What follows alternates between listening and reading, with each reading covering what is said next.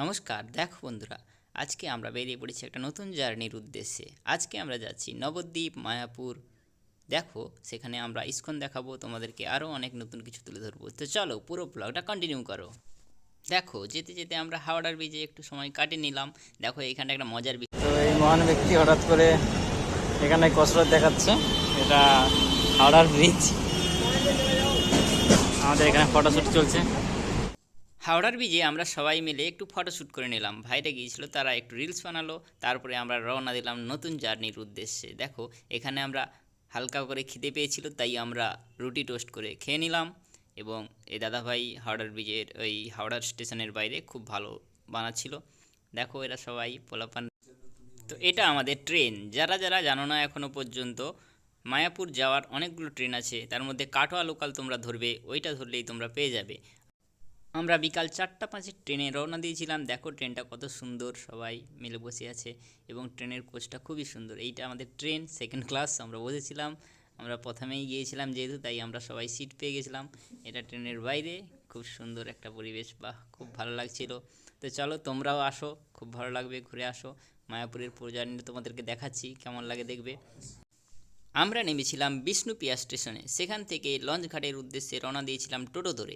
টোটো ভাড়া নেবে তোমাদের কাছ থেকে জনপ্রতি 15 টাকা করে। তো আমরা প্রায় 10 থেকে 15 মিনিটের মধ্যে লঞ্চ ঘাটে পৌঁছে গিয়েছিলাম। এটা দেখো লঞ্চ ঘাট, নবদ্বীপ ফেরিঘাট লেখা আছে। দেখো, এইখান থেকে তোমরা দুটো জায়গা দিয়ে যেতে পারো। একটা হচ্ছে লঞ্চে, অথবা হচ্ছে তোমরা নৌকো করে যেতে পারো। নৌকো ভাড়া 5 টাকা, লঞ্চ ভাড়া 10 টাকা। আমরা লঞ্চে করেই গিয়েছিলাম আমাদের সেফটির উদ্দেশ্যে। আমাদের ভালো লাগছিল, এনজয় করছিলাম। দেখো, এই নদীটা হুগলি নদীর একটা শাখা। এইখানটায় আমরা যেহেতু রাত্রে গিয়েছিলাম, তাই ভিউটা ভালো আসছিল না সেইভাবে। কিন্তু এই নদীটা একটা অনেক শুনেছি আমরা, সকালবেলায় আসার পথেও আমরা দেখেছিলাম। এই নদীর কাছে সামনেই দুটো নদী মিলিত হয়েছে, সামনে দেখতে পাবে। সেখানটায় দুটো নদীর দুটো জল একসঙ্গে মিলিত হয়েছে। আমরা সকালবেলা দেখেছিলাম, যেহেতু ভিডিওটা ওটা তোমাদেরকে পরের ভিডিওতে দেখাচ্ছি, শো করাচ্ছি। তো দেখো, এরা আমাদের সঙ্গে গিয়েছিল ভাইরা। তো নদীটা জলটা কালো কালো লাগছিল, যেহেতু রাতের বেলা শ্যুট করেছি ভিডিওটা, তো একটু অ্যাডজাস্ট করে নাও। দেখো, পরে দেখাচ্ছি কোথায় যাচ্ছি আমরা। ওইদিকে ওরা সার্ভিস থেকে, মানে ওই নৌকো করে যারা এসেছিলো তারা নৌকো থেকে নামছিল। তো নৌকো করেও যাওয়া যায়, নৌকোতে প্রচুর লোক যায়, তোমরা চাইলেও নৌকোতে যেতে পারো। চলো, এগুলো আমাদের থাকার রুম। আমরা আছি 18 নম্বর ঘরে। দেখা যাক। এই আমাদের ককরোচ গ্যাং, দেখলাম এটা আমাদের রুম। ইটস আ চাবি। তো আমরা নিত্যানন্দ ভবনে নিত্যানন্দ কুটিরে ছিলাম। তোমরা চাইলেও ওখানে থাকতে পারো। এখানটায় রুমে থাকার খুব ভালো ব্যবস্থা আছে। 100 টাকা রুম ভাড়াও পাওয়া যায়, আবার 200 টাকাও পাওয়া যায়। আমরা 200 টাকাটা নিয়েছিলাম, পাকার রুম ছিল, খুবই ভালো। 4 জনে থাকা যাবে একটা রুমে। তো সকালবেলা উঠে বেরিয়েছিলাম হালকা একটু দেখতে কী হচ্ছে কোথাও। তো এখানটা একটা দারুণ জিনিস, দেখো এই যে ফুলের বাগানটা কত সুন্দর লাগছিল।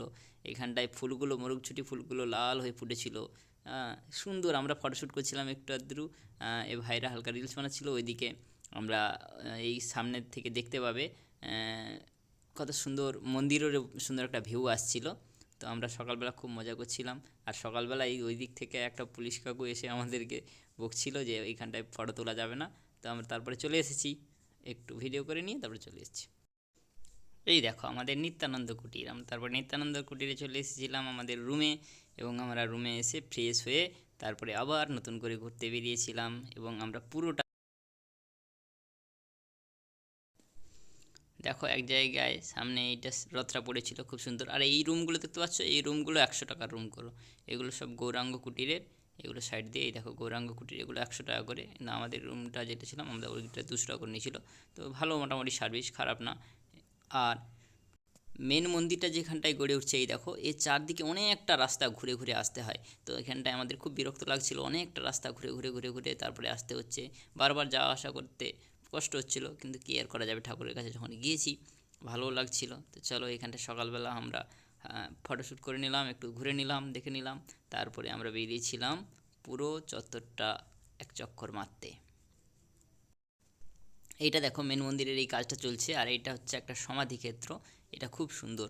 এখানে তার সাইডে দেখো গায়ে গায়ে সব কত সুন্দর সুন্দর এগুলো নকশা করা, এবং ছবিগুলো পেন্টিং, মানে ওগুলো কিন্তু সিমেন্ট এই দিয়ে কাজ করা। খুব সুন্দর লাগছিল আমার দেখে। আর এই মন্দিরে তো কত বড়, বিরাট বড়। হ্যাঁ, তারপরে এখানটা দেখো মহাপ্রসাদ, যদি তাও চাও তোমরা কেউ এখান থেকে নিতে পারো।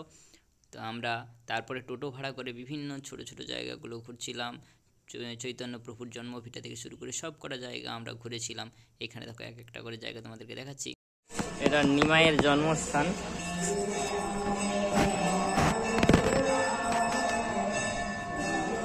নাম সংকীর্তন চলছে।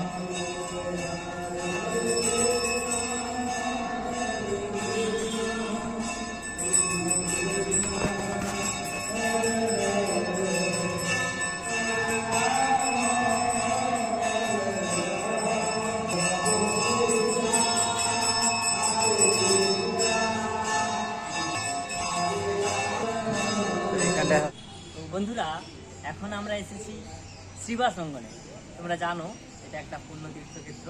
তো আমরা এর আগে চৈতন্যদেবের জন্মভিটা যখন দর্শন করেছি, তারপরে এখন শ্রীবাস অঙ্গনে এসেছি। দেখতে থাকো পুরোটা, আর আশা করি ব্লগটা তোমাদের ভালো লাগবে। চলো দেখা হচ্ছে পরের জায়গায়। বন্ধুরা, এটা হলো অবিদ্যাহরণ শাশ্বত নাট্য মন্দির।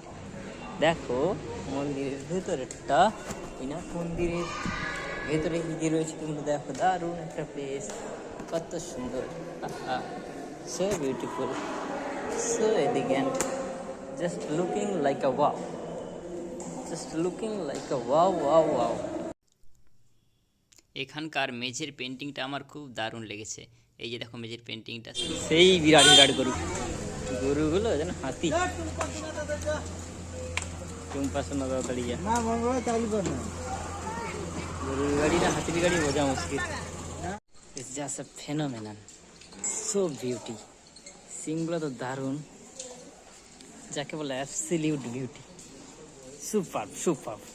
এদিকটায় অনেক অনেক অনেক গরু আছে, অনেক অনেক মানে অনেক। ওদিকটায় আছে অনেকটা। তবে এই গরুটি আপনার মন কাড়তে বাধ্য, অবশ্যই আসলে একবার দেখে যাবেন এর সিংগুলো। তো এইখানে দেখো এরা এর সঙ্গে ছবি তুলছে। দানব, এ একজন দানব, এখানে আর একজন দানব। এখানে তো হাতি দেখাও, হাতি। এই দেখো, এই দেখো কালো হাতি, এই লাল হাতি, আর এগুলো সব হাতি, ছোট ছোট হাতি। হাতি হাতি হাতি, সো বিউটি। তার শিংগুলো দেখো। এই যে একটা ছোট হাতি।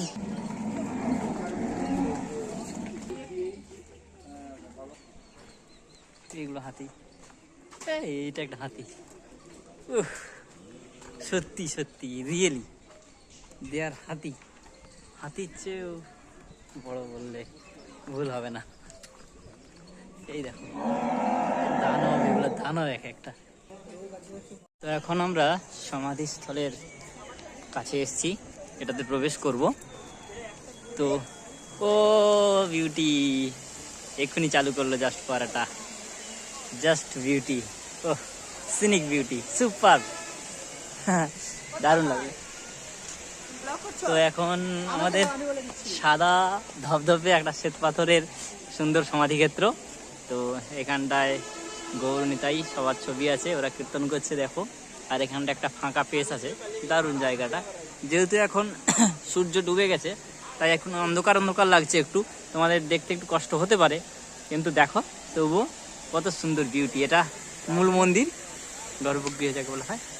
আর সবচেয়ে মন কেটেছে আমার এই ফোয়ারাটা, ও সুপার।